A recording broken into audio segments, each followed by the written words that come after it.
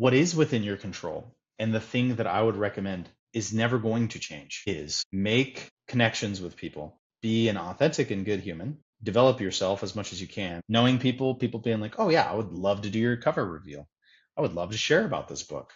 Like and just being a good human with them. Rising tide raises all ships. That's the other indie motto we can always lean on, because cross promoting will never be a bad idea. The best part of being an author is talking to other authors. Full stop. No question about it.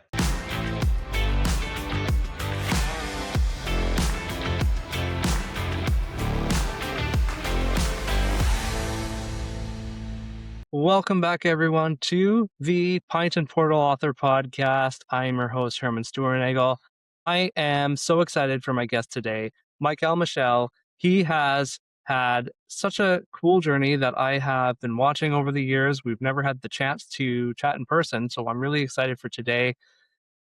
Has an absolutely gorgeous Kickstarter special edition coming up that I can't wait to chat more about. But Michael, welcome here. Thank you. I'm stoked to be here. Pint and Portal. I'm really loving your symbol for or not symbol, but what do you call it?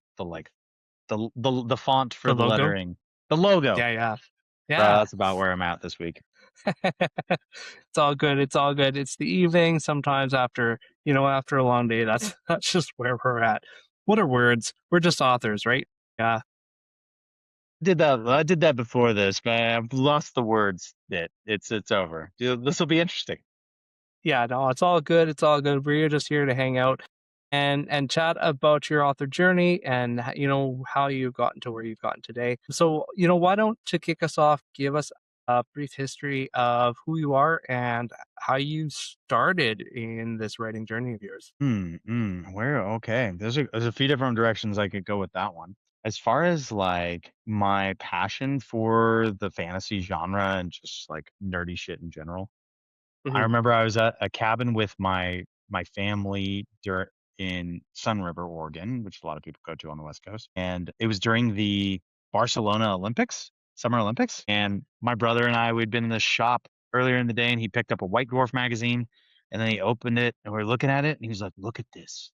And it was like 10 Skaven with like swords and shields from Warhammer Fantasy, and then like dwarves with like sword axes and shields, and we immediately were like, if we save $8 a week from our chores, we can buy 2 of and fight. And it was just like the coolest thing. I think I was 7 or 8 when I did my first Warhammer tournament, which is a complex game to be attempting at Yeah, if for some sure. people may know. And yeah, that was like the passion for that stuff was born. I won my first Warhammer tournament when I was like 10 years old, which was crazy. Also, Wow. I guess Yeah, an that's adult amazing. man. Yeah, I don't know how I did that. But as far as specifically writing, it was watching my older brothers my middle brother is very artistic and he's an incredible artist. And he also was getting a lot of praise for writing. And I was like, oh, I want to get some attention from my family. So I was like, I Right. should write. And I got brought up in front of the class in 6th grade. They had me read this thing I wrote that they thought was really cool about SWAT team members, doing like a raid. And I was like, oh, I guess I'm a good writer. And then I just kind of kept with it and joined a professional group of writers called the Wordos, which is a very prolific group. It's a 40-year-old group. When I talked, the first time I ever met George R.R. Martin, he knew all about it. Really? Yeah. I was like, whoa, okay, this group is pro. I mean, I knew my group was Yeah. prolific. There's probably hundreds of members at this point over the years, 40 Okay. years, because you're always in it once you're in it. And Okay. that really helped me refine the craft of writing and become like a better writer. I went diligently every single Tuesday except there were 2 days off per year, 2 Tuesdays off per year. So 50 times a year for 3 years. And wrote a shit ton of short stories and edited a shit ton of short stories and got a shit ton of feedback. And yeah. And then I took some time off and then started writing in novels when I was like 8 years later. Wow. Okay. So you had a break in between. So I guess so that, so you had the love of writing, you had the love of fantasy, you had the love of storytelling, you had all of that kind of building up. You stopped for 8 years, assuming because of life and all that. So, but what made you decide? So, when was your first published novel, I guess, and what made you decide to kind of come back to it and start in that direction again? Well, I actually started writing The Price of Power. So, the Price of Power is the first book in my Dreams of Dust and Steel series, and I was in 7th grade mowing my mom's friend's lawn for $20 when, and back in the day, we didn't have iPods or any of that crap. We just thought, believe it or not, we had to Right. think thoughts to entertain ourselves. And so I was thinking, Mhm. so I was like, we should mowing the lawn. I was like, catastrophe nights. That sounds so cool. Which isn't even how you say the word, but I thought it sounded so cool. And then I started being like, I'm gonna build my own world, and started building my own world. And like the map I currently have, I like threw it out and stuff, and I was just like really into it. So great. And then it's just always been there. And then I finally started actually Okay. writing the book when 6 years ago, and but that was my That's first book I incredible. published. This is The Price of Power. This is Wow. the first book I published. So you were sitting on the idea since 7th grade, the same Hmm. idea. Obviously, I'm assuming evolved over time, but Oh my God, you that's so much.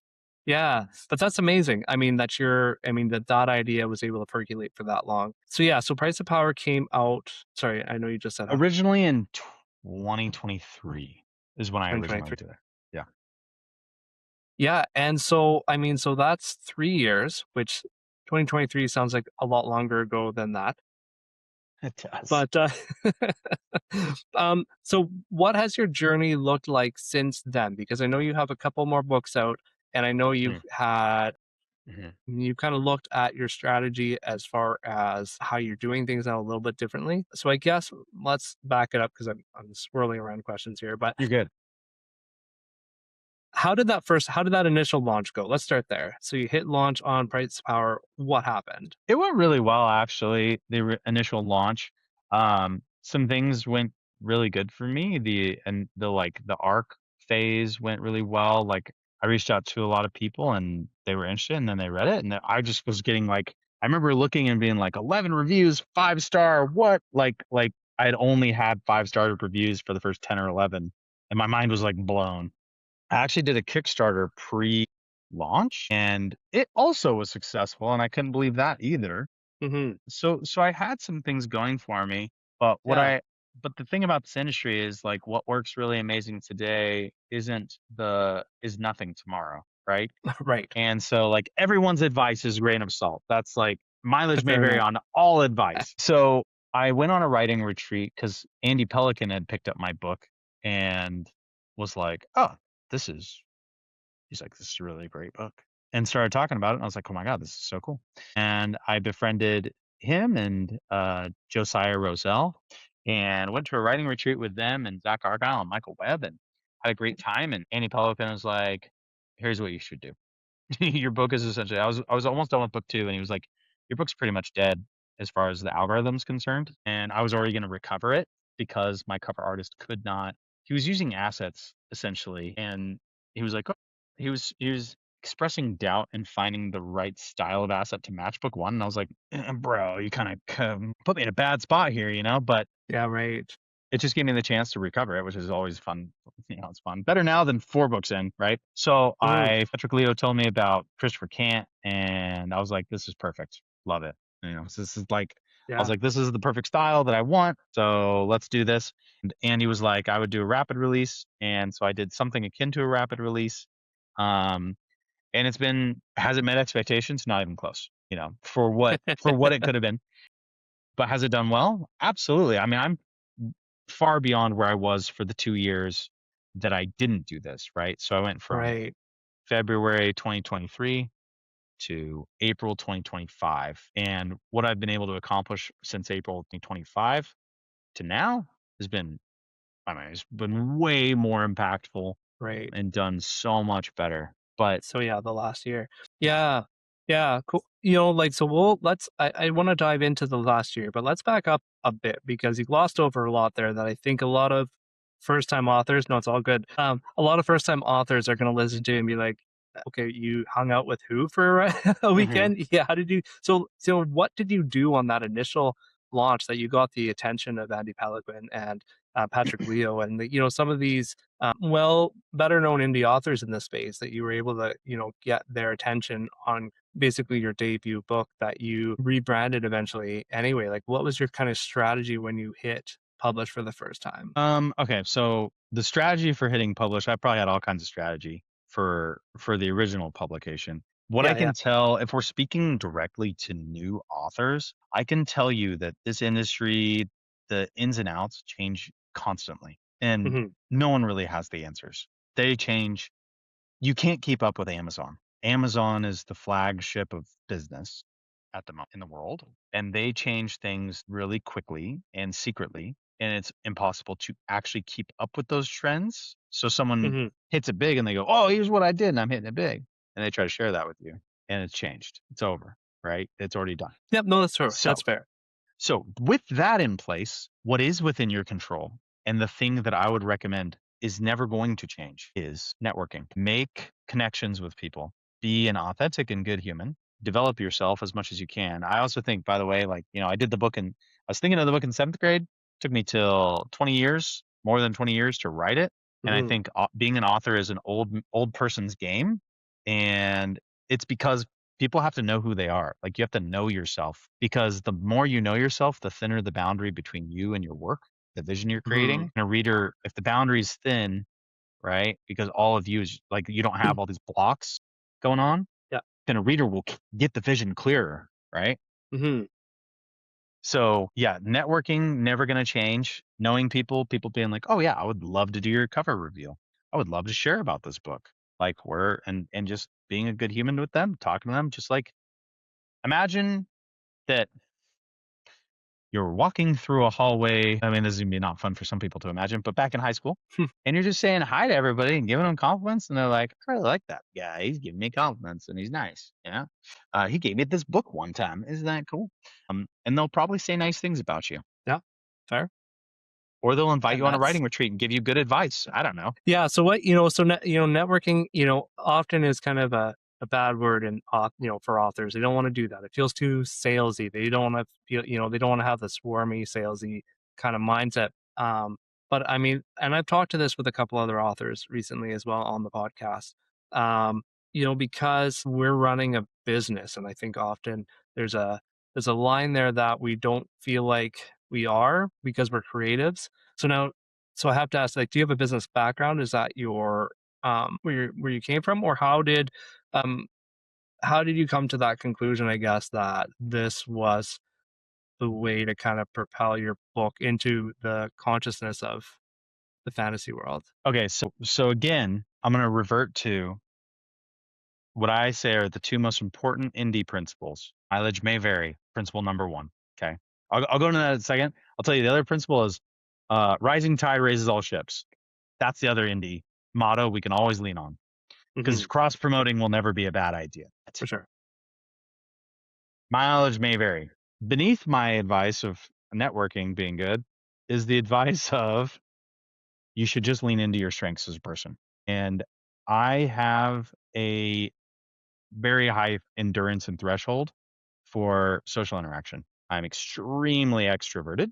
Even when I was like in high school, my dad was a business teacher, and I remember him telling my class one time, he's like, "Oh, my son is a networking master," and I was like, "What are you talking about, Dad? I don't even know what you're talking about." And it's what it is I'm just like geared that way. Hmm. So there's the idea of it's like, oh, salesy to network. It's like, well, that's bad networking. Actually, that's what I would call bad networking. Good networking would be how I see it, which is, well, shit, I gotta go talk to all my author friends and like, oh, here's Herman over here. Oh, I want to go talk to him. Here's Christopher Rucchio. Oh, I want to go talk to him about his books. Here's this person, like, I want to go. I'm just really excited to go talk to everybody, and I just legitimately want to talk with. I always say the best part of being an author is talking to other authors. Full stop. 100%. No question about it. And I think if we can align to that, you don't have to, people don't have to think in terms of is networking, I'm doing this for my business. Like, do not talk to people you don't want to talk to. If you do, everyone's going to feel it and it's going to be against you rather than for you in that moment. So being just Yeah. totally authentic and being excited to talk to other authors, you can think of it in that way. You don't even have to call it networking, but just do that a lot. Yeah. I mean, I think I'll push back just slightly because I think, authors and myself included are not naturally inclined normally to go and talk to random people, especially someone who they perceive as being an author who has this experience. And who are they going to what are they going to think of me, this first time author who hasn't sold a book, or whatever those thoughts are, right? That sometimes we've got to step out of our comfort zones and challenge ourselves to have those conversations, not with the intent of selling our book. But to your point, chatting with other authors is one of the best parts of being an indie author. And sometimes we just have to get over ourselves, but like, and realize that other authors aren't scary. Like, we are the most welcoming group of people that I have ever been a part of. Yes. But sometimes that takes a bit, as for an introvert, takes a little bit of what's the word that I'm looking for? Convincing yourself of I'm going to do. It doesn't come, necessarily naturally. For myself though, like, I've been a business owner, I've been in a variety of careers at this point in my life where, I've realized that networking isn't as like, you're not going up and trying to sell somebody your book, right? You're going up and just letting people know that you exist, but also like, hopefully they have something that interests you, right? You legitimately want to go talk to Christopher Rocchio because I mean his books are cool and he has a wealth of information that you want to listen to for probably an hour and a half. Yeah. And right, but then he knows who you are, and that part of the experience that I've found has been incredibly valuable, for sure, even like 100%. indirectly. Yeah. Yeah. And to your point even more, I forgot to mention, like, yeah, lean into your strengths. So that works for me, even though I have a horrible time. Like, if I was trying to pitch myself to someone or get something from it, I'm not good at that as much. I'm probably Mhm. better like digitally on that part of it, but like, and I am good at just yucking it up with people. But there are a ton of authors out there who are making so much more money and selling so many more books than me and you combined, who you've probably never even heard of. And they don't talk to anybody. And it's probably because their strength is in getting into statistical data, having to do with algorithms and sales. And they love crunching those numbers. See, it's just that's their strength. And they're probably killing with it. I Yeah. am not that guy No, 100%. at all. And yeah, I mean, like, and that's, my intent with this podcast is I know there's like 100,000 different ways that 100,000 different authors are selling their books and making a living on them. And it is finding an author that you can listen to how they did it and that what they did resonates with you, because we can't Hmm. do everything, and not all of us are Facebook ad guys, not all of us are podcast guys, not all of us are doing TikTok or whatever, right? Whatever that avenue is, but there's probably some form of letting people know who you are that will resonate with you, and it's just figuring out that, yeah, that one path is something that maybe I would enjoy doing to market myself, Yep. right? Yep. Yeah. And most authors are introverted. So hopefully I can talk to the few out there who might also be extroverted. It's kind of a rare thing, honestly. Yeah. I think it's more, well, and maybe I just talk to the extroverted ones because they're the ones willing to talk to me. But I feel like it's not as rare as as the stereotype, but I probably am working on a small sample size of people who are willing to chat, right? It's interesting because I always say this to people. I'm like, what's funny is like people are like, oh, I don't know anyone who reads very much anymore and blah blah blah. And I'm like, yeah, because they don't come out in public. Like what I've learned is there are so many people who in their adult life don't really go out. They're at home and they're on the internet and they're reading books like all day, and that's what they do and that's what they love. And I'm like, it like was an epiphany for me because I expected to see them out, interacting in social life, and I'm like, Right. they just don't go out, and you really don't see them because you can do Instacart type stuff, and like things are delivered to you, and like it's like no Yeah. reason You if don't someone have to. doesn't want to, they won't go out. Um, Mhm, but so many people read so many books, and for sure. yeah, Yeah. so reading is Yeah. not dead, And people. no, it's not. And writing is the same way. A lot of writers will want to stay at home. They want to, just do their thing, which is great.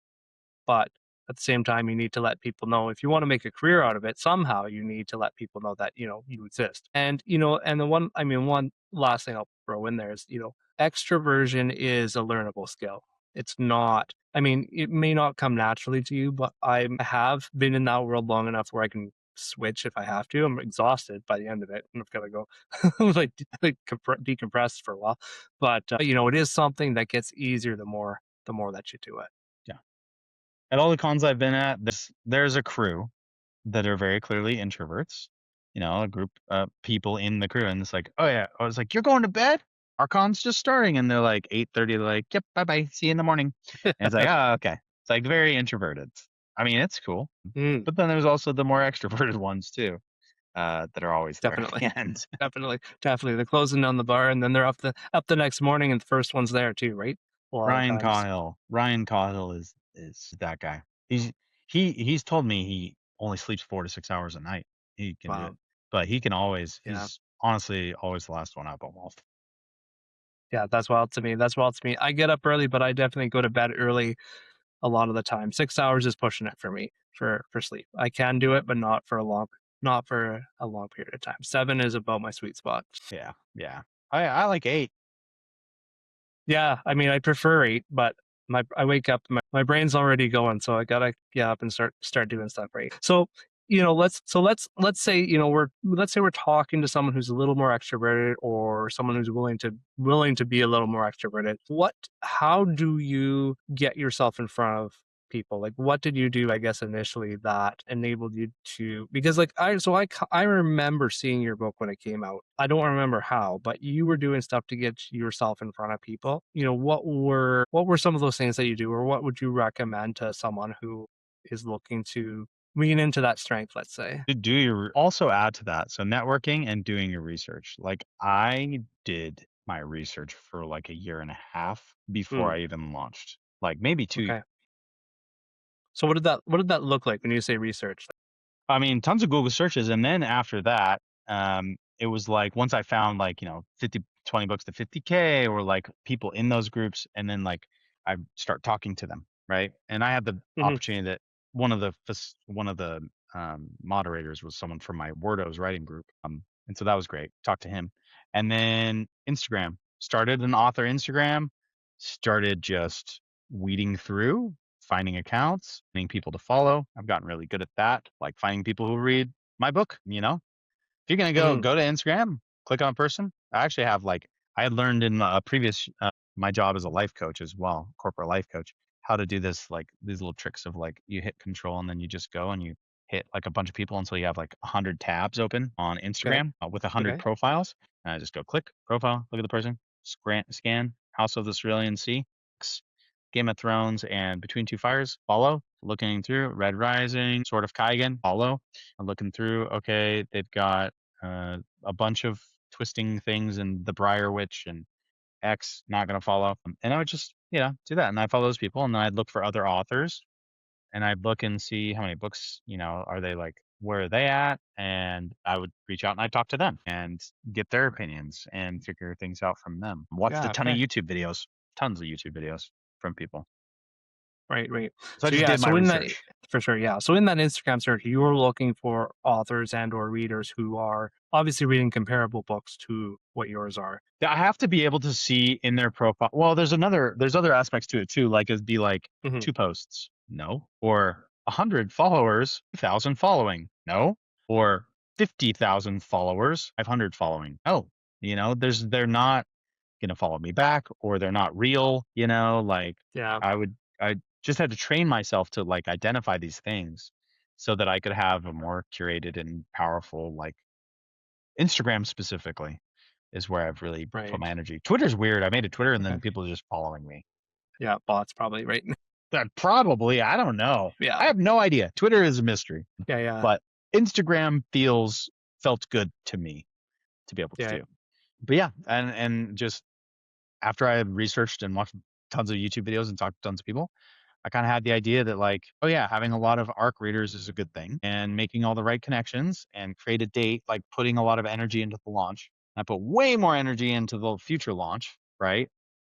Hmm. When I relaunched it, banking newsletter swaps, cashing in on it's like having things where it's like a cover reveal and then a this reveal. And like you're always like in as many things as you can do to be in the public eye without Hmm. diluting your efforts. Right. Right. Right. You don't also want to burn out. It's like I'm not gonna ask Petrick for 7 shares in a 6 month period. It's too Yeah. Yeah. much. His Right. audience is like, whatever. What are you paying this guy? And it's like, no, I probably Right. should, but no. Uh, Yeah. So you mentioned a few things there, but so when you talk, let's say you put your book out first, you talked to Andy, he was like, "Hey, you need to like kind of retorque some things," and then you talked about releasing quickly. What was it about it that initial launch that didn't work that you changed for the relaunch of it?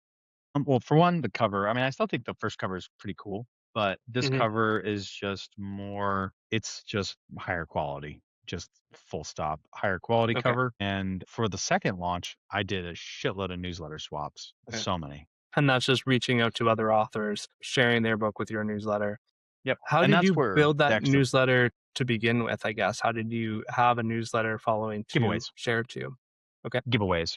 So initially I had reached out to just like a bunch of people I knew and like already had on there from like another newsletter. Maybe I thought, I don't know, but it was like only a couple hundred. And then having a free giveaway on Book Funnel, like something to give away, people would sign up for that.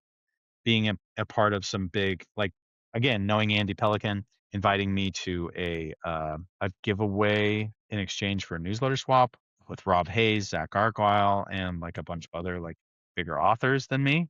It Hmm. was great. I got a ton. I mean, that was like boom, 1,000 people added to the newsletter. And Right. although that too, like everything, book deals, book promos, newsletters, they the efficacy of those has drastically declined in the last 4 years. Really? Yeah. And probably even more drastic in the last 6 years, right? Like the real Right. golden age of indie publishing. Like you could just chuck a book up on freaking Amazon in 2017 and boom, you're selling 1,000 copies a month. Hmm. Right. Right. That would be sweet. That's not the case Yeah. anymore. Right. Yeah. So are you, I guess, are you saying like the people who are signing up, let's say for your newsletter now, there just aren't as many people interested in a free book because there's just a lot more noise out there, or is that? It's a lot. It's just everybody is following the trends. And Hmm. so essentially, like I had someone in my Discord who's one of my fans, and they were like, "Wow, your launch is going really great." I've had 10 people who in some in their newsletters, 10 newsletters of talking about your book, and I was like, they're all in the same things. Or right before my launch, I joined a novella giveaway, and I was like, okay, given the people in this group and it's novellas, I was like, I bet I don't come out with more than 100, if that. Maybe like, or no, there were, I can't remember. I thought between 50 and 100, right? Guess how many people sign up for the newsletter? Who new people, right? So like, New people? oh no, sorry, Yeah.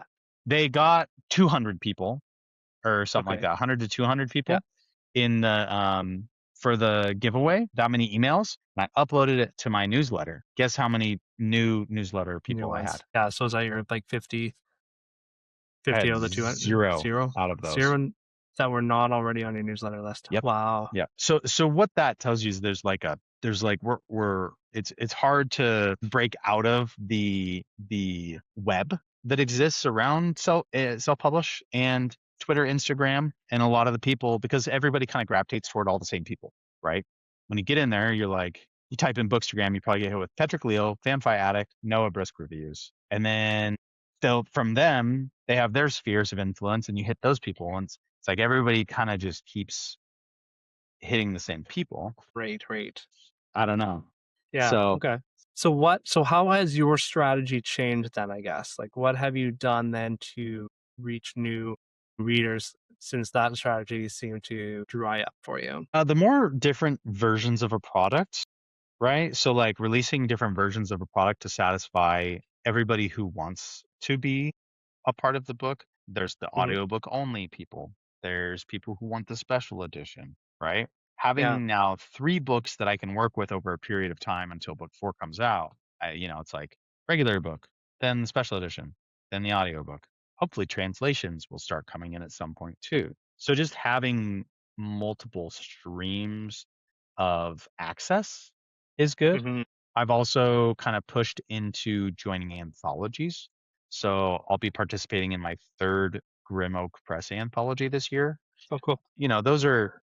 Those bring in like 500 to 1,000 readers, I imagine, at least. Oh, nice. Okay. Yeah. Mostly physical books because they're collector items at conventions. But I was on in the anthology with Robin Hobb, Christopher Paolini, Christopher Rucchio, Ryan Cahill multiple times, right? And like that just helps expose you to Matt Dinneman.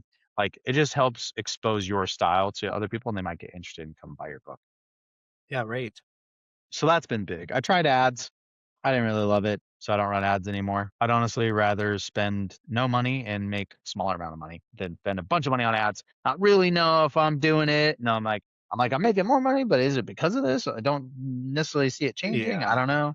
Okay. So the biggest thing I think everyone already has. Amazon changed their algorithm right when I launched to Mhm. no longer value their own ecosystem. So I was pumping all this money into ads for Amazon the month that I published, and like a week before, they had changed to a new version of their algorithm. It's the Mhm. A9, the A9 algorithm, and that Yeah, change right. was like, we're not going to value our ecosystem. We want people to bring things in, so we're going to value external links coming in. Problem is, like, Meta is now just so bot swamped. It's like hard to bring that in. So where are you bringing it in from? And I personally think the answer that seems the most clear to me is just social media. So but then you don't need to do Amazon Your ads at that point. organic social media. Yeah. Organic social media. And that's the big thing. Because who's people getting trad deals right now are often people who've got an audience on social media Yeah, already. for sure.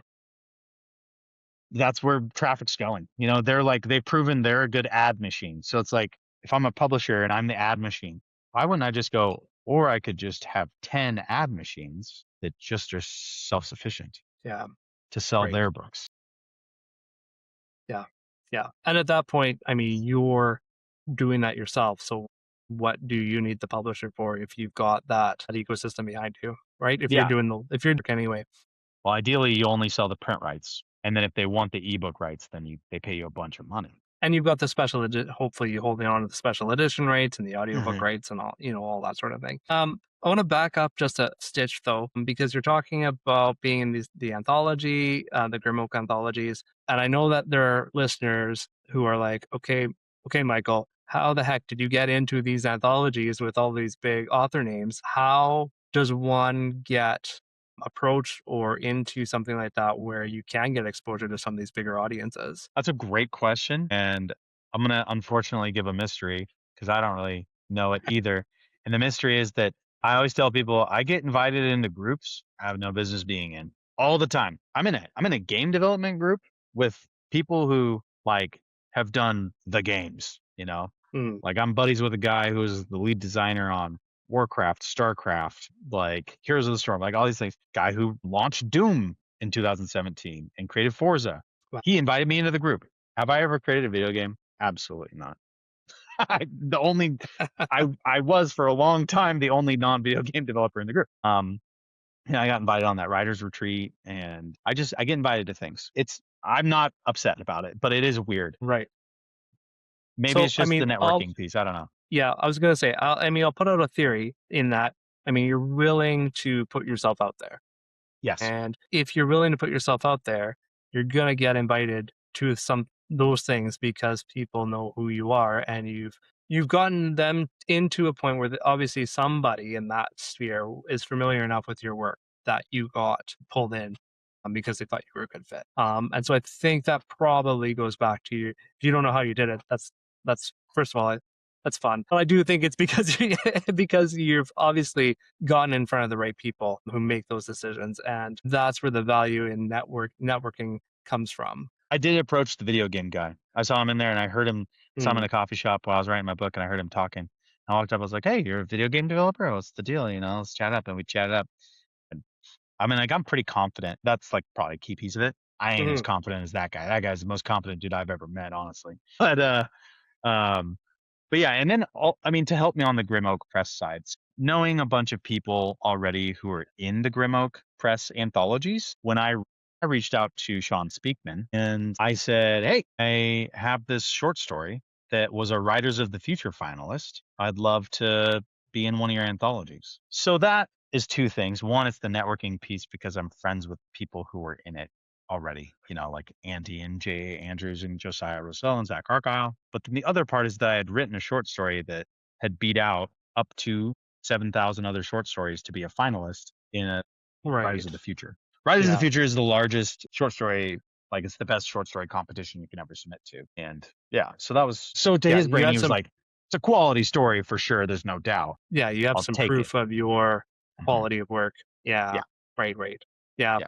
But, I mean, the one thing I have learned from doing this podcast, and the thing that had brought me, because I did take a hiatus for a year, the thing that brought me back to it is the people that I met doing it. And I mean, I never went into this to get opportunities through other authors, but they just naturally came because they knew who I was. They had an opportunity and I came to mind, right? So, I mean, I do think there is definitely value in that. It's not possibly going to be something that makes you a six-figure author, but it doesn't hurt.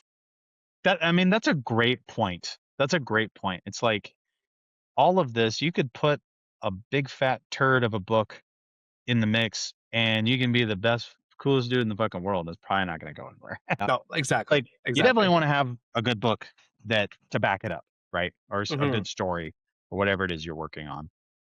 It should be at least satisfactory. Someone should be Right. able to get through it and be like, oh, it's good.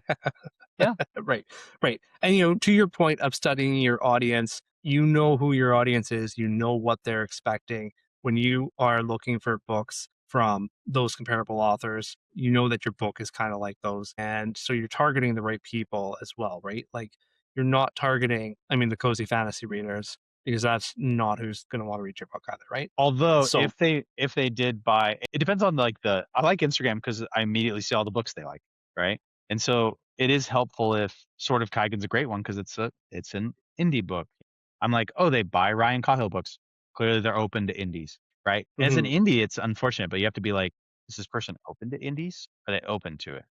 Because if you go and it's like a minor success of people who are just it's all trad, and it's like maybe their first indie book and they enjoy it. That's always really cool for me for to sure. be Yeah. that person, and that's happened a few times. So Yeah, I feel that that mindset has shifted somewhat. I think thank you, some of Matt those Dinneman. books, yes, I know. Yeah, there's some of those authors who have broken down that wall. I mean, there's a bunch of them. Like Travis Yeah, Waldry started Travis out Walton. indie. I mean, there's a lot that I can't even begin to name. Christopher Buehlman. Didn't he? Wait, he did start out in. Did he? Even like Hugh Howey started out indie. I mean, Hmm. that was a bit longer ago. So and if you're James presenting a Islington. product, that's right. Yeah, he did too. If you're presenting a product that is of the same quality and caliber as a trad pub book, I don't know if a lot of readers are really that picky. Yeah. They're definitely reviewers that are that picky, but but if you're organically marketing on social media, I don't know if it's the hurdle that it used to be. Yeah, actually, funny story. When I was at Worldcon, I was in the audience just watching like a panel with it was Andy Pelican. How many times did I say his name? This thing is ridiculous. It's all right. Andy, I'll talk to him Ryan. on Friday. I'll let him know. Yeah, yeah, yeah. Please do. Yeah, he's the best. He's honestly the best. That's the best thing to do if you're a Andy's new great. author. Try to get into Andy's good graces. Just reach out to Andy. Yeah, just reach out to Andy. Ryan Cahill was on the panel, and Bryce from Wraithmark was on the panel, and I was like, oh, that's nice. But I was sitting in the audience, and they were just talking, answering a question. All of a sudden, Bryce goes, "Oh, Michael Michel, you're a trad author, right?" And I was like, what? First of all, why are you pointing at me? I'm in the audience right now.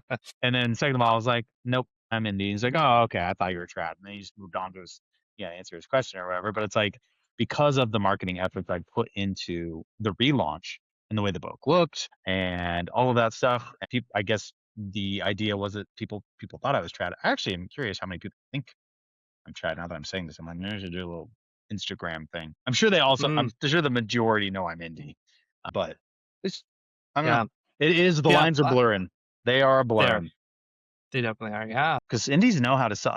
Indies have a better concept of how to sell books than trad. They just don't have the mighty dollar to do it to the same. Because Right. a trad is they have the system and the money to just put it in bookstores and go, oh, hopefully this works. But I've If you're talked to lucky. people, if you're Right. lucky, I've Yeah. talked to Yeah. people who get consulted by trad and they're like, they literally don't know what they're doing. I don't know if that's true, but that one person did say that. So I don't know. Yeah. Uh, I imagine I imagine it depends on the publisher and the who the person is. Like anything, I mean, I'm sure there's good marketers and bad marketers in the trad pub space, right? Because yeah, I've heard good and bad stories. It all depends on the author you talk to. Mm-hmm. Yeah. So now to that point, though, you've done the relaunch. You did a quasi rapid release, as you call it, and so now you've got 3 books in this series. 3 books in the series and then 2 prequel novellas. Hey, in new authors, just so you know, prequel novellas, they're nice to have. They don't sell anything, but I do at conventions or like markets. I will give them as a free thing for if someone buys 2 books, and if someone buys all 3, they get both the novellas for free. So it's kind of a nice thing to be able to like do and add if people want to like tack it on for package or something. And just also cool things to write. But I have those 2 prequel novellas, War Song and Death Dance, and then I also have my Way of the Wizard first book. I don't know when I'm going to return to that series, but that book is still out and available on Amazon. Very cool. Very cool. Yeah. So now you mentioned Kickstarter before, and I do want to chat with you a little bit about that because you just announced you have a new Kickstarter coming out Yeah, with probably the most epic cover that I have ever seen. that's awesome. It's amazing, and no wonder you've got, I don't even know how many pre-launch followers you have at this point already, but it's in Almost the 700. 700. Yeah. Tell us a little bit about the lead up to this. What made you decide to come back to Kickstarter for the special edition? And yeah, give us Wow. the details.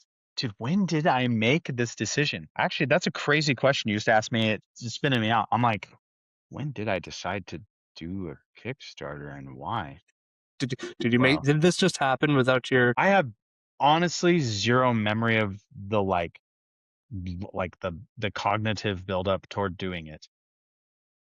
Weird. Okay. Anyways, maybe it was part of my strategy a year ago when I was like, I'm gonna relaunch and then I'm gonna do a Kickstarter. I don't really know. Yeah. Okay. But we're doing it. So at some point It's going. you decided to hire a I bunch of did. expensive artists and create a special edition. Yep, that did happen. Yeah, so obviously like Jeff Brown, that decision came down to I actually have like a certain style I really like personally in terms of like how things are done, and it isn't the big epic scale that Jeff Brown typically is known for, but I realize my readers want that. Like they love that. I mean, people like Jeff Brown is defining himself as like the artist of the era almost at this point. Nobody does a better job of massive scale, layered scale than Jeff Brown. I mean, he's so professional. He's such an amazing artist to work with, by the way. It's crazy how cool. And good for it is to those work with him. for those listeners who don't know what Jeff Brown is, Jeff Brown has done a number of just high capacity, just incredible looking covers for a lot of different authors, both Dragon Bone Chair. Oh my gosh, the Dragon Bone Chair and the Christopher. So okay, stylistically, Christopher Paolini's Aragon special editions by Jeff Brown. It's more what I usually I like love those so much. But my readers would love the Dragon Bone Chair, which I also love. And then he's got the Zhijin Liu 3 body problem covers, which I was just so I'm just like I'm so in on Jeff Brown, and obviously it's probably a big reason the Kickstarter's pre-launch is going really well. He's incredible to work with, but what we wanted to do was just give people that epic scope and scale, and also like there's a difference between a special edition cover and a regular trade cover. Like this plays way better as a cover for selling ebooks and like books in a lineup. If you put this book with like 16 other books, this is going to stand out. Actually, I've seen the special edition cover. It doesn't stand out at all when it's next to a bunch of other books, right? There's just different things you can do. And Jeff, I know he mentioned to me, he's like so excited to do just exclusively special edition cover like he did, because it's just a different art style, and nailed all the like gritty. He was like gritty, Game of Thronesy, epic scale, and political intrigue. Boom, there it is. It's like right on point. Right. So fucking killed it. And then his ZB Steele's covers too are different than Jeff usually does. They're fucking awesome. They are. Also, they're amazing. He's up leveling for sure. Absolutely. Yeah, just incredible, and just kind of dominating the indie sphere in a lot of ways lately. So yeah. So, but what else other than the amazing cover? Can you give us any more, details about what we can expect from the special edition? Okay, so we've got 2 full color art spreads by Anderson Magel Hayes. We've got 2 black and white single page illustrations by Andrea Tarzia and Leonardo Winrist. I'm really excited about the Leonardo stuff because people don't usually know him or have like worked with him before. And he managed to do a demon from my books that I was like, I sent him the brief and I was like, there's no way anyone's gonna be able to do that. It's just arms. It's just it's a worm made of arms. So there's just no way. And then he was like, oh, just let me try it. And then I was like, wow, you fucking nailed it, buddy. That's amazing. Yeah. So in addition to that, we're going to do all the like classic bells and whistles, sprayed edges, Smithstone binding, premium acid free paper, foil bookmark. Oh, it's going to be the dust jacket of the Jeff Brown cover will be embossed with silver foil. Cool. There will also be a slipcase available, which, man, so cool to watch him make the slipcase. And I love the slipcase so much. Also going to be premium laminate, matte laminate, I think is what you call it. I don't know how they phrase it. Silver embossed as well. And that's going to be on the hard case under the dust jacket as well. I loved it so much. I was like, I'm putting that that's going to be the actual like hard case underneath too. Awesome. Yeah. Not that anyone will take that dust jacket off, but I mean, the more features you've got like that, just the cooler yeah. it is.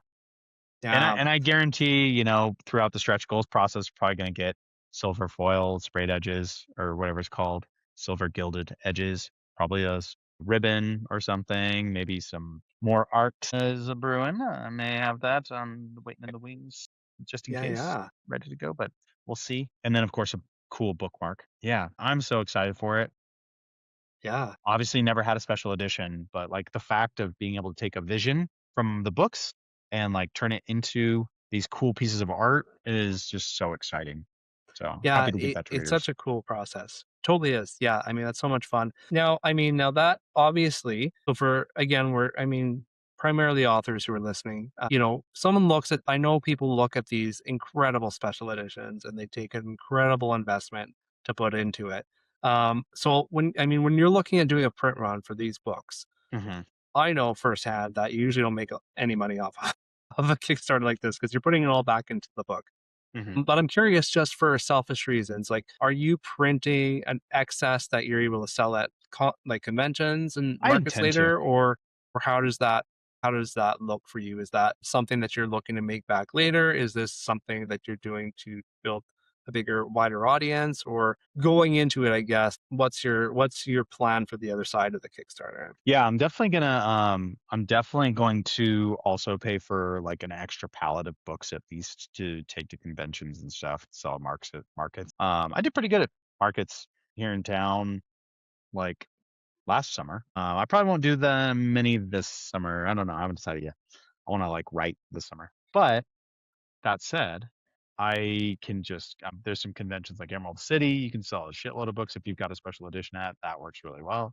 And having those books is just like a great way to make some extra income selling at cons and stuff. So I'll probably you have to buy it in pallets of like 450 or 500, right? And it's a lot of books. It's going to cost a lot, but they pay back. I'm actually going to run an experiment as well. I have a pretty good relationship with my local Barnes and Noble, and I'm going to see what they think of running like a little like end cap with the special editions.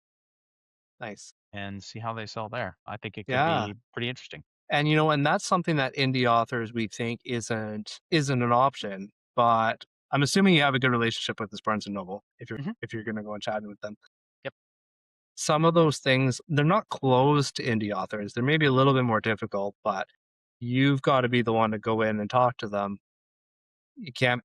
No one's going to do it for you. They're not going to call you and say, "Hey, you want to put your special editions on the end of a row?" Because then nobody will ever do that. But because you're willing to chat with people and build those relationships, it is potentially an option. Lesson. Yes. Yeah. Getting out there and being willing to be your own advocate as an author. Yeah. 100%. Very cool. Also, I mean, it's great when other people do it too. Of course. But it starts with no you. Complaints about that, It right? starts with you. So you're right about that. No one's going to work harder for your book than you will at the end of the day, right?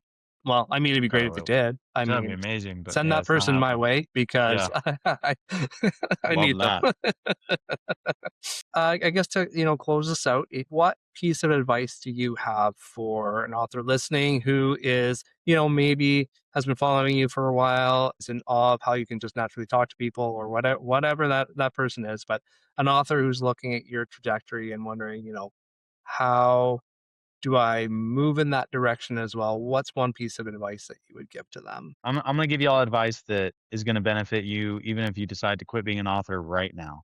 And that is to learn and practice. It's not something we're born with, but acceptance is something that we learn and train ourselves into doing.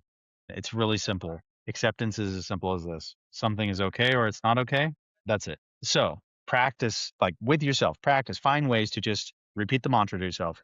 It's okay. I'll be okay. I'm okay. It'll be okay. That's okay. Just as much as you can, say those words. That's okay. It's okay. I'm okay. It'll be okay. And the more you can train yourself to do that, the more you're lowering the stress of anything that you put yourself out there for, any of those barriers. So just keep practicing it. And honestly, I call this up spiraling. As soon as you go, oh, Michael said to do this, that's not okay still. And then you go, and that's okay. It's okay if it's not okay. I'm so mad it's not okay. Oh, it's okay that I'm mad sometimes that it's not okay. And then you just keep layering it on, layer on the okay. Because if you can do that, then you can train yourself to increase acceptance, and then you are resilient to anything that you face. Is fantastic advice. Thank you so much for joining me, Michael. This has been a fantastic conversation. Perfect advice, I think, for anyone who is looking to overcome self-obstacles, really, in building their own author career and business. I absolutely loved it. This was a great chat. I will include links to your Kickstarter and your Thank you. website in the show notes below. Please go check it out. Seriously, go, even just if you just want to go look at the cover and then you don't care otherwise, but go follow take a Jeff look Brown. He's great. and have a look. Yeah. Anywhere else that listeners can find you? I interact pretty well on Instagram. That's like a good spot. Michael Michel, as it's spelled here, Michel at the last. Michael Michel author. And you'll find me on Instagram, and there'll be a link to my Kickstarter if you don't see it on the podcast here. And yeah, it's been an absolute pleasure. Thanks for having me, Herman.